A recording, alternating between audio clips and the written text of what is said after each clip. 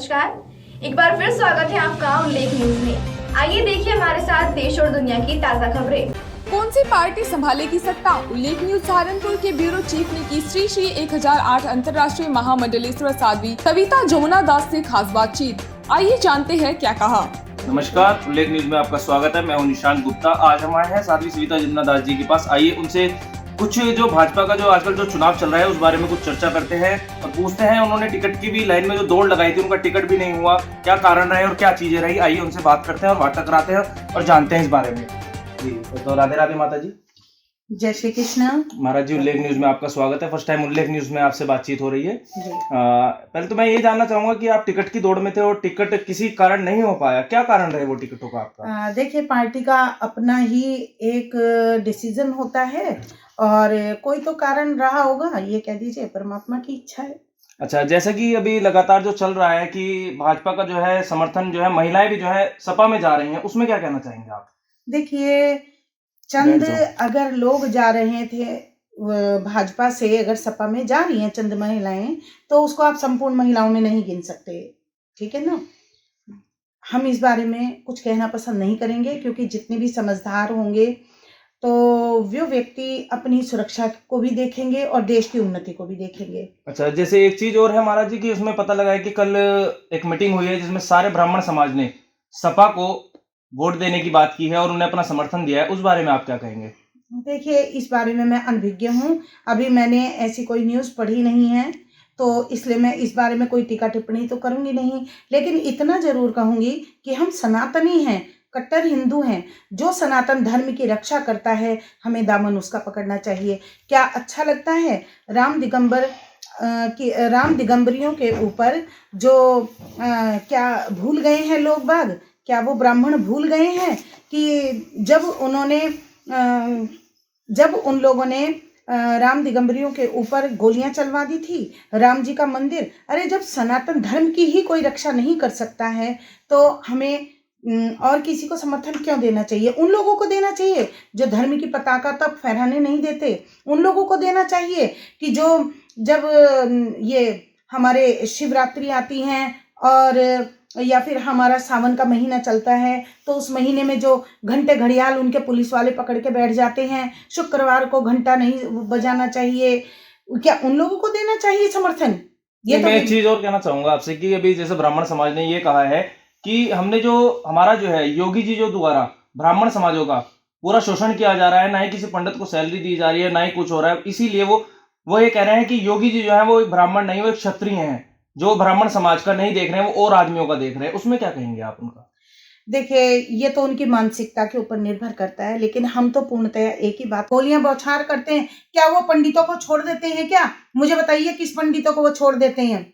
नहीं, अभी जैसा कि एक चीज और हमें पता लगी, जो आपने जय सपा की बात की है, सपा ने ये भी कहा है कि भाजपा ने ये कहा है कि सपा का जो आदमी है वो जय श्री राम नहीं बोलेगा। लेकिन अभी एक पीछे ही हमने एक चीज देखी थी जहां पर महिलाओं ने जय श्री राम का नारा लगाया था और साथ ही ये कहा था कि जो भाजपा कह रही है कि एक सपा कभी भी जय श्री राम का नारा नहीं लगा सकती। और देखिए, हमारा जो प्रोग्राम शुरू है हमने जय श्री राम के नारे से स्टार्ट किया है और जो मोदी और योगी है वो महिलाओं को संरक्षण नहीं दे रहे हैं, महिलाओं को भी दुर्व्यवहार हो रहा है उनके साथ।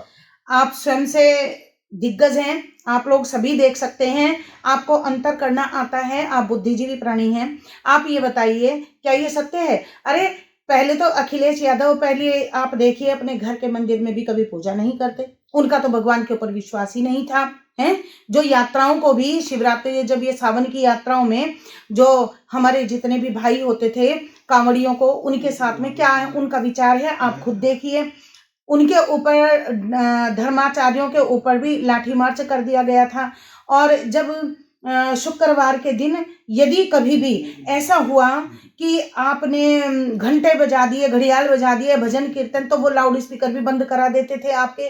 तो आप बताइए, आप लोग क्या पंडित नहीं हैं? आप लोग पूजा पाठ नहीं करते क्या? वो आपको पूजा पाठ करने का पूरा देते हैं। और उनको सपन में आके, कितनी बड़ी बात है कि जो कभी धर्म का समर्थन करते ही नहीं थे, और वो आकर के ये बात बोलते हैं कि मेरे तो स्वप्न में भगवान श्री कृष्ण आए हैं।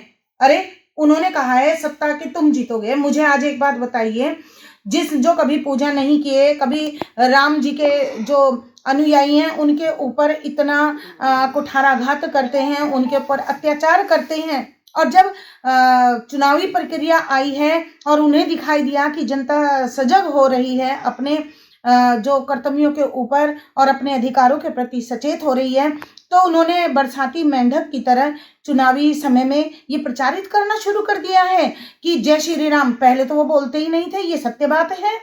तो कोई बात नहीं, जय श्री राम बोलिए, आपका अधिकार है, अच्छा लगेगा। हमें तो बहुत खुशी हुई कि उन्होंने प्रोग्राम को जय श्री राम बोल के किया है। कम से कम जो हमारे भगवान है ये तो मानते ही नहीं थे, ये तो कहते थे ये काल्पनिक है। आज कम से कम वो स्वीकार तो कर रहे हैं कि भगवान श्री राम हैं और उनके प्रोग्राम का शुरुआत जो हो रहा है वो भगवान जय श्री राम के उससे है। और मैं तो कहती हूँ सबको कहना चाहिए जय श्री राम, जोर से कहना चाहिए। कम से कम इनके कान तो कुछ खुले हैं ना। अब संरक्षण जहां तक नारियों का आता है तो नारी सशक्तिकरण के जितने भी आप देख सकते हो, तो आप ध्यान तो पूर्णतः एक ही बात को कहेंगे कि योगी जी जो हैं, पहली बात तो उनके बाने को देखिए, और जब ये बाना शरीर को छू जाता है तो परमात्मा का हो जाता है। और जब संत की आप जाति देखते हो तो आप बहुत मूढ़ बुद्धि का परिचय देते हो। और योगी जी ने जितने कार्य किए हैं, और मैं पूछना चाहती हूँ उन लोगों से जो कहना चाहते हैं कि योगी जी ने सैलरी नहीं दी, आप मुझे बताइए 70 सालों से 73 सालों से किसको सैलरी मिल रही थी, किन पंडितों को सैलरी मिल रही थी? मुझे एक का नाम बताइए, किस सरकार ने दी है उसका बताइए। जब आज तक किसी ने नहीं दी, अरे योगी जी आए हैं, अभी सत्ता में आए हैं, एकदम सत्ता में आकर के व्यक्ति कैसे परिवर्तन किए। आप ब्राह्मणों के ऊपर जो ये बात कह रहे हैं, ब्राह्मण क्यों कह रहे हैं मुझे समझ में नहीं आ रहा, लेकिन सैलरी भी तो तभी मिलेगी जब आप लोग एक बार समर्थन में लेकर के आएंगे, पुरजोर समर्थन दें, ताकि कुछ मानसिकताएं लोगों की बदलें।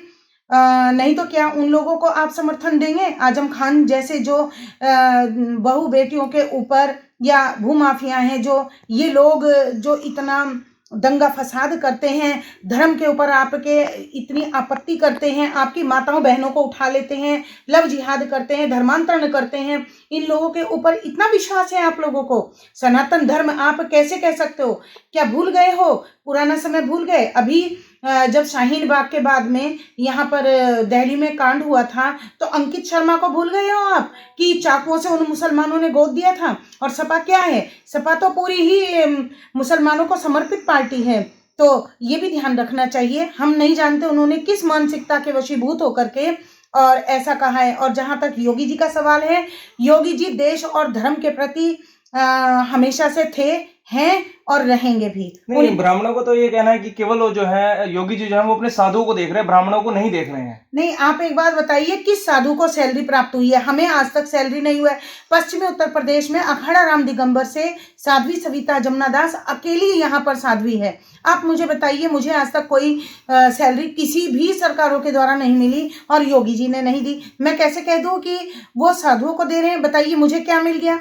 आप भी यहाँ पर जानते हैं, आप लोग मुझे अच्छे से जानते हैं, बताइए कौन सी मुझे फैसिलिटी यहाँ पर मिली है। तो ये अगर आपको किसी के ऊपर दोषारोपण करना है तो आप करेंगे। अरे आप थोड़ा ठहरिए तो सही, वेट तो कीजिए। जब आप समय ही नहीं दोगे तो ऐसे लोगों को दोगे? तो जिन्होंने, देखिए मुलायम ने क्या, ये अखिलेश यादव ने क्या किया है, सपा ने सारे अपने जितने भी टिकट दिए हैं सब मुस्लिम भाइयों को दिए हैं। वो आपके धर्म को बचाएंगे? बचाएंगे क्या? जो पहले ही कहते हैं कि तुम्हारे नारियों के लिए कितने प्रोग्राम बनाए हैं। आप नेट पे जाइए, और आप लोग पढ़े लिखे लोग हैं, इन लोगों के चक्कर में आप भटक करके गलत सरकार का यदि चुनाव करते हैं तो कल को आप धीरे धीरे गुलामी की तरफ बढ़ रहे हैं। तो ये आपका विचार होना चाहिए कि आपको सरकार कैसी चाहिए। दिग्भ्रमिता में आपको जीना है या वास्तविकता में जीना है, ये आपका डिसीजन होना चाहिए। आप विचार कीजिए। तो एक चीज और पूछना चाहूंगा, जैसे भाजपा और सपा की यहाँ से लहर अच्छी चल रही है, दोनों तरफ से ही भाजपा का कम जोर है और सपा का ज्यादा जोर है, तो उसमें आप क्या कहना चाहेंगे, किसकी पार्टी आएगी इस बार? देखिए, हम तो चाहेंगे हर कीमत पर भाजपा आनी चाहिए, और इसलिए नहीं कि वह मोदी और योगी जी हैं, नहीं, हम इसलिए कहना चाहते हैं योगी और मोदी ने जो धर्म के प्रति और देश के प्रति किया है किसी ने नहीं किया। आप ध्यान से जाइए और कुल श्रेष्ठ जी की जितने भी आप वीडियो पढ़ सकते हैं पढ़ लीजिए। जो इतने काम मोदी जी ने किए हैं, योगी जी ने किए हैं। ऐसे डिसीजन आज तक आपने भी देखा है कि 70 सालों से क्या किसी सरकार ने इतने बड़े डिसीजन लिए हैं? बकवास तो कोई भी कर देगा, लेकिन साकार रूप किसी ने नहीं दिया। साकार रूप को अंजाम दिया है, धरातल पे काम किया है तो मोदी योगी जी ने किया है, भाजपा ने किया है। और भाजपा हिंदुओं की और राष्ट्र हित की पार्टी है, और इसलिए हमारा समर्थन भी रहेगा। और जितने प्रयास हम निशांत जी कर सकते होंगे या भाजपा को हमारा समर्थन जब भी चाहिएगा, जैसे भी चाहिएगा, हम उसके लिए तैयार हैं। उन्होंने सारी चीजें हमें साक्षात आपके सामने की है और उन्होंने ये भी कहा है कि जनता से कि अपना चुनाव चिन्ह और अपना वोट देख के करें। जो आपकी संरक्षण देता हो और जो आपकी सहायता करता हो, जो रोजगार देता हो, आप उसको वोट करें। मेरे साथ आप बने रहिए अगली ब्रेकिंग के लिए उल्लेख न्यूज के साथ। वंदना ठाकुर के साथ निशांत गुप्ता की खास रिपोर्ट। आप देख रहे हैं उल्लेख न्यूज, हर खबर पर पैनी नजर।